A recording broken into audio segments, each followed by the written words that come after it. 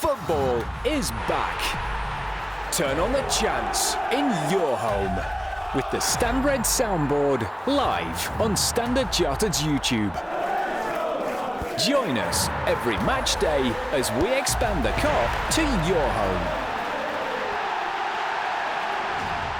For Standard Chartered, it's Neil Atkinson from the Anfield Rap to talk about atmosphere, togetherness, songs for players, as there's a big Stand Red soundboard idea, which we will get into because I've got the soundboard operators in front of me. I've got Mo Stewart, I've got James Sutton, I've got Amelia Bonner, and we will get into the ins and outs of how that's going to work. But we're going to have a chat about togetherness, really, James. And this is what I wanted to speak to you about and what I think sound at the match does, and what I am mildly concerned about the absence of it doing is we are going to all lose that sort of that feeling of togetherness that sound can give us if we're not careful. You know, I think atmospheres in the ground, in the pub, wherever you are, just hearing it through the television, it's part of what makes you feel part of a greater whole, and that's what this project's trying to replace, and it's something that's important to football.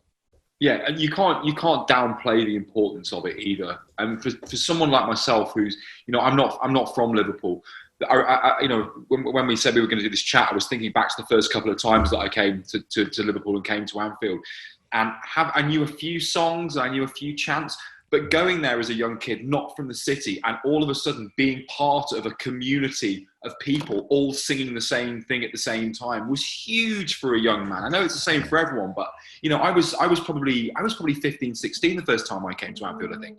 And all of a sudden you're part of something, and that can't be downplayed. But what I would say, there is something in we're all together in the fact that we're not in the stands. So we have to make the best of what we can, and we have to make the most of it, and we have to make everyone around the world feel like they are still part of this collective, part of this title-winning Liverpool team.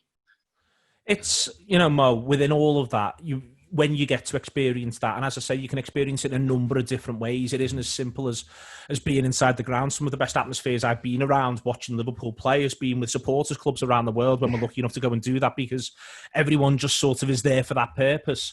But that's, you know, bringing those sorts of songs and chants into people's homes is something, it's a bit of a responsibility, to be honest with you. I mean, you're going to feel the pressure of it, you think?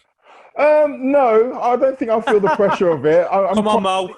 I'm a seasoned veteran when it comes to sound production now. I know it's easy for me to say that now and look like an idiot in a few weeks' Everyone's going to want to do the one with you. I know. Oh, knows the terrain. He's got the background. He knows the DJing. Oh, I'll tell you, I've been so looking forward to just getting my hands on some sound equipment, I'm telling you. But in all seriousness, genuinely, the sound, as James said, it's one of the first things that you notice when you're actually in an atmosphere, you're in an emotion, you get an emotional connection to watching football. And that's a big part of how those memories are stored. And I mean, you know me, sound is always very important. Sound is literally the most important thing in my life, if you look at football and if you look at music. So I'm never going to downplay it. But I think James, again, is right when he says that we have to work with what we've got. We can't have the perfect solution. And the other thing that's done really good job in terms of connecting people around the world is how we're talking to each other right now, the internet. Remote communication. Yeah, exactly. And so if you think about the other thing, if you're at home watching the game, for example, this has been me on many occasions, and I haven't been at a pub with people and I'm not able to go to the game, I will use Twitter or my text or the WhatsApp group with friends. That will be the reaction board. So, because you need a reaction board. When something happens, you need someone to say, wow, that amazing thing happened, didn't it? And you get that extra level of emotion. So by doing it on the internet, there's still going to be a way to connect with all those people, even if we're not necessarily at the coalface of the sounds.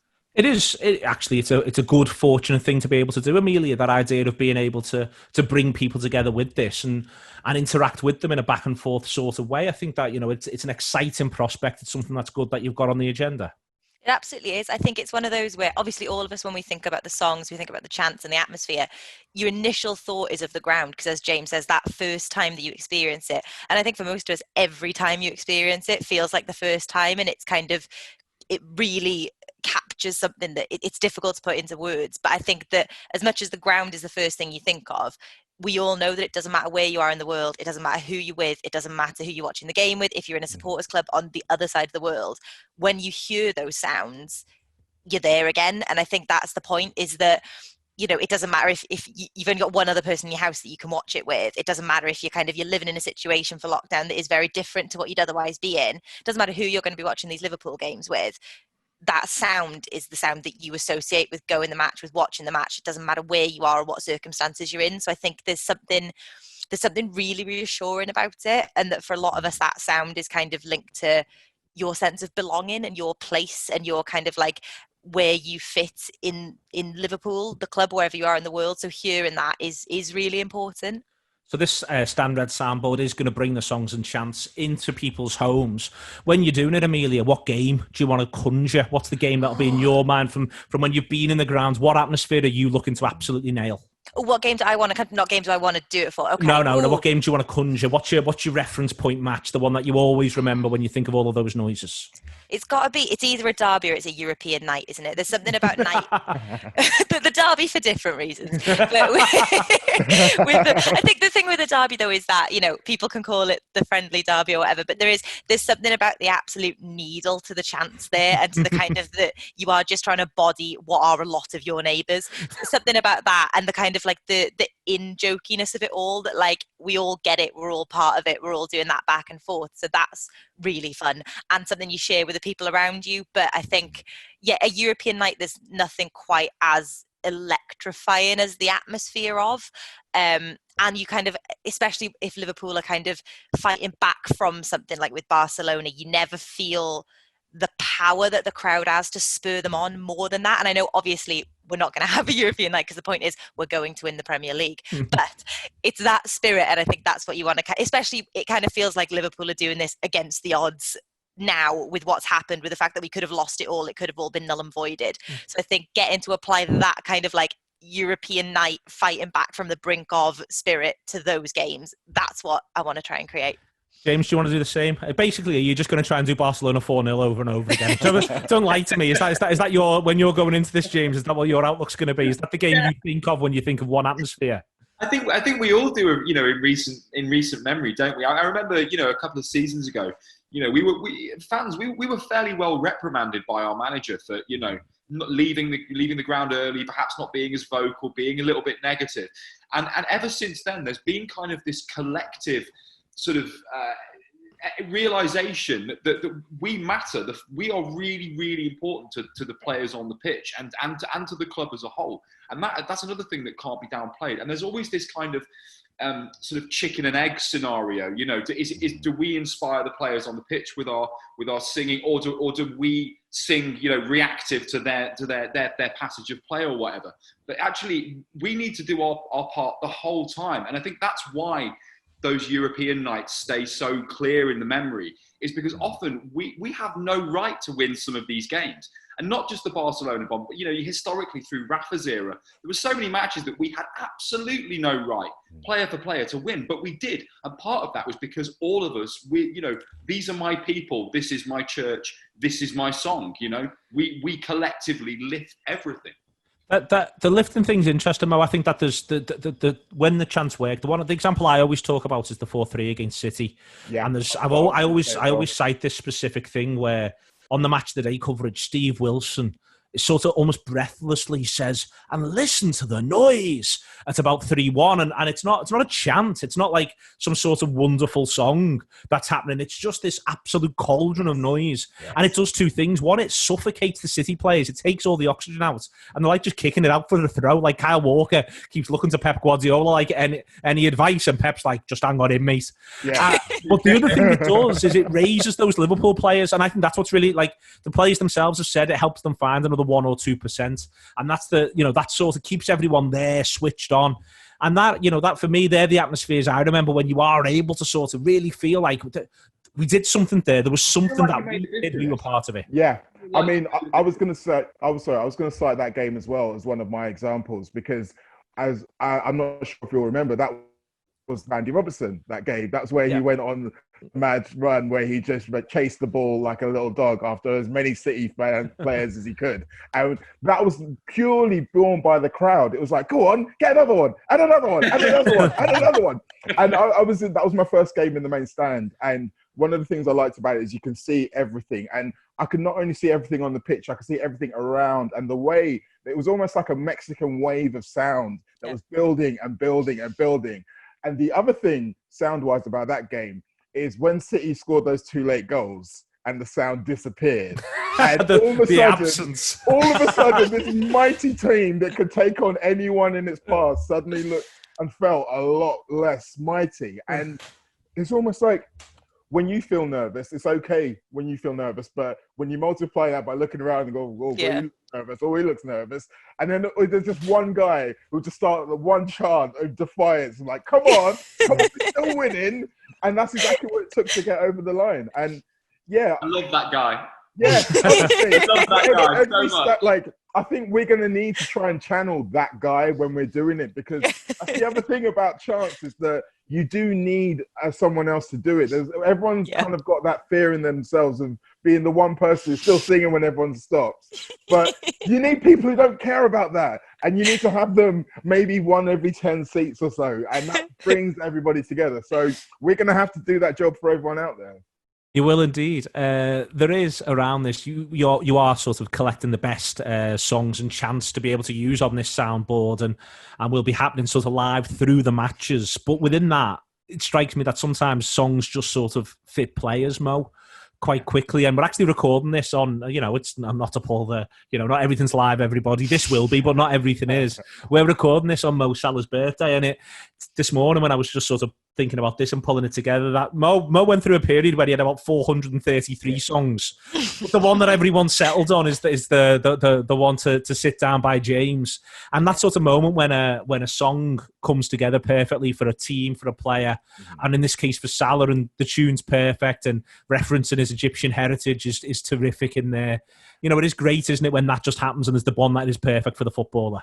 It is, and you can't really force that. I mean, it's got to be something that's natural in the chant that everyone can kind of collect to, and obviously the player has to kind of connect to it as well. Helps if they're playing well, helps if they're a popular person in general, but I think it can become a mark of them. I think someone else, Luis Garcia, I mean, there are people now who've probably never seen or very rarely remember any footage of Luis Garcia, but they know the song and they know when to sing it because that part of the history is connected to that song. And Mo Salah is a great example, because when he had that lightning season, when you have a moment like that, you need a soundtrack, and that became the soundtrack. And we've seen that with the way that we have some of our European runs. They will have a soundtrack. There'll be a chant for that season. And again, music has that emotional connection that allows whatever you were thinking before to just be that little bit deeper and a little bit stronger.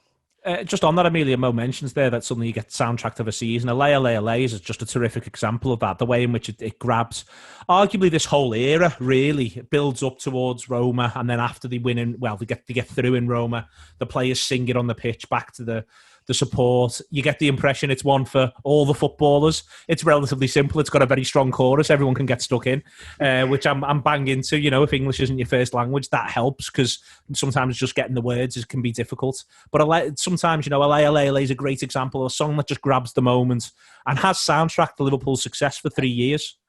I find I've got not a love-hate relationship. I feel like sometimes if it's like going into the match, I've not quite gotten into it yet, I'll hear a lay and be like, oh, come on. And then after like maybe 5-10 minutes or a pint, I'll hear it and be like, yeah! It's like there's something about it. It's like if your favorite song comes on, sometimes you're not quite in the mood for it, but then you'll just go, oh, it absolutely bangs though, doesn't it? And it'll like it's absolutely irresistible, that chorus. Even if you're going, I'm not into it today, I'm not feeling it today, there's something about it. I think the thing with that kind of encapsulating that the season and especially the European Cup run is that, like with the soundboard, the internet is a massive part of it, and it's the moment that that like the Van Dijk song is his song now, is because after a match you see everyone like sharing it on Twitter, and you kind of go, oh, that's it, it's stuck now, everyone's really behind this one. And then you hear it at the match next and you're like, yes, everyone has also seen this, everyone is also a part of it. And I think with LA, it's as much its existence like online as it is at the match, and kind of everyone like looking at each other's videos, especially in fan parks and stuff, and seeing the meaning that it takes on. The internet kind of gives it that second life. It's a really good point, that from Amelia James, and the brilliant stuff done by Boss Night and all that sort of stuff, Jamie, around these songs. Amelia's right to reference that, that does give it this sort of additional life, but makes it central to a worldwide Liverpool fan experience. And you can be glib about a phrase like fan experience. It's actually just a posh way of saying, again, togetherness. And you had that there, and LA does that. Going back to 05, I always remember Ring of Fire did that big time. There's a lot to be said for those tunes that in the end really strangely end up soundtracking your life. Yeah, absolutely. There's for me, there's the O Campione song as well. Yeah. When we had Fields of Anfield Road, for me is still right up there. Treble season, yeah, big time. 01, yeah. The sing-along. I'm not just saying it because I'm here with you guys. I'm not just saying it because I'm a Liverpool fan. We do have the best songs. We have different types of songs for different types of situations. We have these kind of these sort of joyous reactionary songs. Gini Wijnaldum's a great example of that. Do you know what I mean? That just bursts out. Yeah. In reference to Gini doing something fantastic. Then you've got those songs that kind of build and grow, and the excitement gets. I'm thinking like Ring of Fire. The Torres song is a really famous example of that. The kind of the excitement builds. Everyone's looking at each other. Something's going to happen. And then you've got your classics, and then you've got your funny little quirky songs. Your Maxi Rodriguez song and stuff like that. But absolutely, Amelia's absolutely right. What they do is they link everybody around the world. You could be in a little village, in deepest Africa somewhere, huddled around a little screen. But those songs mean something to you, and they connect you to what's going on the pitch. Do you think, James, there's a mild? This is a great side, but it's a great side that's fed off the crowds. And I think in the short term, I've got absolutely huge faith that this team's just going to get the thing done. I think they'll get it done in 2 games. Right. I think I'm more concerned that City slip up and don't allow us the delayed gratification, and instead just make it all happen very, very fast, than I am anything to do with this Liverpool side. It's a great side, and it really is. We should be so proud of it.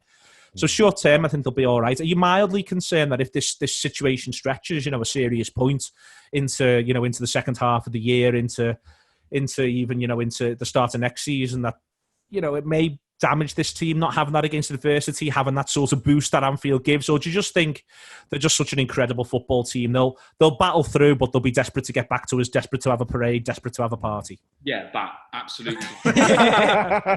Of course they'll be desperate, but there is something in fans of all teams, all players, all teams are in it together. It's not just us that are going to suffer. And I think I'd like to think that we've got good enough players with a good enough mentality and a good enough manager to get through this and to find another level without the fans. I think it becomes a problem if you're perhaps you're a smaller club, and it's really, really important that you've got smaller grounds. The noise is incredibly important then, and it's going to be interesting going away from home as well, when we used to take our famous travelling cop with us, who known throughout the world as being one of the most boisterous away supports in world football. The few times I can think in memory, I remember going to West Ham, their old ground, a few years ago, and we got a late goal, and it went off. I've never seen anything like it. I don't get away tickets very much, but good God. So that's going to be something that's going to be really interesting, is going away from home and not having that travelling support. But like you say, I think we've got the players, we've got the mentality, we've got the manager. It's all, and we've got us guys, us with Standard Chartered, doing the. I think the important thing as well is that it's not. Yeah, they haven't got the fans in the ground, but this team do still exist in Liverpool, and there's nothing. Yeah. I honestly, I know obviously we can't have the parade, we can't have the kind of the big let off that they deserve, but it's important to remember that when these lads are going to the Tesco, they are gods. You know what I mean? Sadio Mane's getting a parade every time he goes into Aldi. It's going to be the bother in the bread aisle. But you know, like you're driving through a city where you've got banners, you've got this, you've got that, you've got flags out of people's windows, you've got people covering their houses in like a life-size Mo Salah. You've got all of these things going on where there's not going to be a second of doubt that they have got the entire city in their corner. So I just think, as much as it's not the same as having them there going, singing the songs and doing this and that, wherever they go, they're going to know that people are still doing that from their homes in the way that they can. And Mo, just to sort of finish off, you're in a position to soundtrack the party of Liverpool's first league title in 30 years and the 19th league title, full stop. It doesn't get much more exciting than soundtracking that. No, it does not. And I have to say, I've had a little bit of experience with this because I've been DJing at Motel for the last 2 Champions League finals. One obviously that didn't go well, one that did go well. And ups and downs, highs and lows. Yeah, exactly. Bit of a roller coaster those 2 years, it's fair to say. Slightly different sides of my record bag will be. But just that, I mean, I'm very much one of those people. I love the idea of using music to punctuate things. And I love the idea of thinking about what's going to happen when. And yes, I have thought about exactly what will happen on the moment. I'm not going to reveal it now, obviously. Like, it's like asking the DJ what you're going to play at midnight on New Year's Eve. They're not going to tell you. You have to be there. Yeah. So this is what I'll say to everyone watching this. I'm not going to tell you. You have to be there. Trust me, it's going to be good.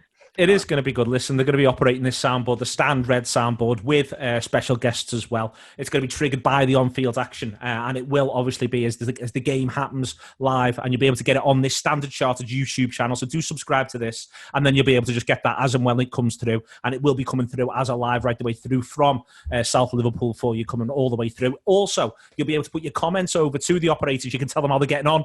You can request, and you can interact with one another as well, and that matters. This is all about feeling together, feeling close to your fellow Liverpool supporters. So you'll be able to watch the game at home, but feel as though you're part of this fantastic process with these 3 terrific people and any special guests that they have. So you'll be able to recreate that Anfield atmosphere in your living room with this. So millions and millions of Liverpool fans all over the world can come and get involved. It would be brilliant if you did. Do tell your friends as well. Don't be shy about that. It is the Stand Red soundboard. Thank you very much to Amelia, to Mo, and to James. I hope you've enjoyed this, but I know you will enjoy the soundboard when it gets going. Thank you very much. Turn on the Chants. Standard Chartered. Proud to stand red for 10 years.